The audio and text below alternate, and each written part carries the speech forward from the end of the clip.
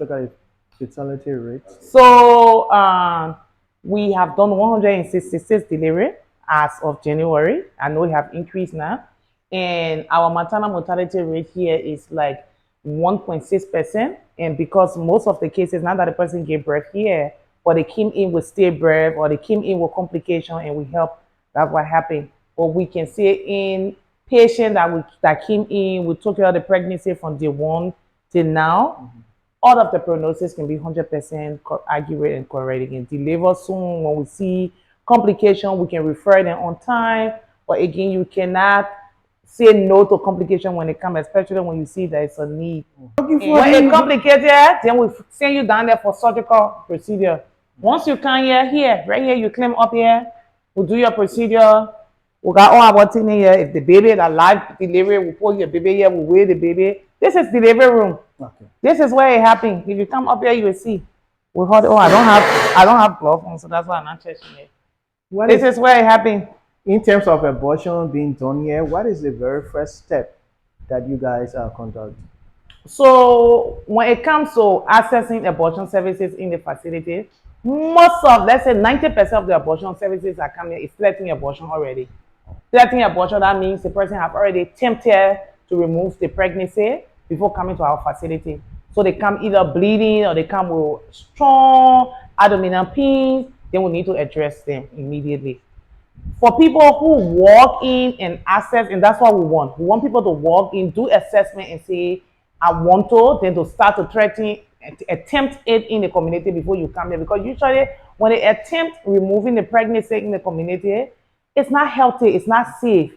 The tools, the instrument, the medication they take, most of them is not even medically correct. Sterilized. No. Safe. So, but our outreach in the community have actually put other people who seeking safe abortion services to walk in and say, I'm pregnant, I'm 1 week pregnant, I'm 2 months pregnant, I missed my period. That's what we usually hear. And we send you to the lab. We also have an ultrasound. We do the ultrasound to know the age, the gestational age of the pregnancy that you want to terminate. And once it's in line, it's okay, we ought to do the procedure and you go home immediately. Okay. So don't you guys have something like a writer or like a contract form or something like a consent that this person or relative or somebody can sign on? So seeking abortion services, the law in Liberia say that medical doctors, 2 medical doctors should be the one to say that you are not fit to carry the pregnancy. You can't just walk from your home and say, I want a pregnancy. So because we know those limitations are within our laws, we have 2 medical doctors that are assigned to the facility that actually assess and sign on to the procedure form. So whether they are the one performing the procedure or the nurse midwife, all our nurse midwife here can conduct the procedure. Even me, I can conduct the procedure. So once we have our doctor signing on to the consent form and the person, the client, the patient that is seeking the services also consent to it, we can conduct the procedure. Okay. Normally, how's the number of cases per month or number of persons seeking abortion here? So the number of cases of people who are seeking abortion services just come and say, oh, I want to do my assessment is very low, maybe like 2 or 3%. But the number of people who walking into the facility with threatening abortion, The complications. complication from threatening abortion or complication people who have missed abortion, try to take out the pregnancy, it didn't come, it's like 90%. Most of the cases that come here, they already threatened them. Somebody told them, so there's a clinic here, or then they can come. Only now that we are creating the awareness in the community, even with the awareness, there's still more resistance.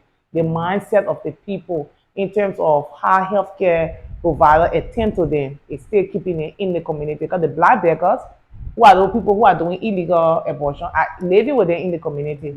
One of the things that we're also pushing in our facility here is the mesoprostol map. The mesoprostol is a tablet that you take, and it helps you to do yourself home abortion, safe home abortion. So we have our numbers here, the 909. You call us and we can direct you how to take your medication and you can have your safe abortion home. So abortion by home. What message do you have for women or girls who are still going to people in the community, herbalists or whatever you term it, to do their own abortion? We know our facility is way here in Lower Margibi, but if you got time, you got transportation, come to our facility. You have trained health professionals that will attend to you. At least you know that your health will not be at risk. And besides that, currently in Liberia, although we are saying abortion, got limitation, there are over-the-counter drugs. People are still selling the DKT products. You can still access DKT product where you can self-abort home. And you can take in your medication. And usually, you shouldn't wait for the pregnancy to grow. At a very early age, below 16 weeks, it's very safe. You can take your medication at home and you can be safe. Those who doing self-abortion afterward, is there some other pill or recommendation or treatment that you can recommend for them for how do I put it, to revitalize or re-energize So themselves? that when they call this 900 now, we can explain it to them. Because you have to be careful with people. You tell somebody one thing, they tend to beat that all in the community now. They don't want to provide the services. Yeah.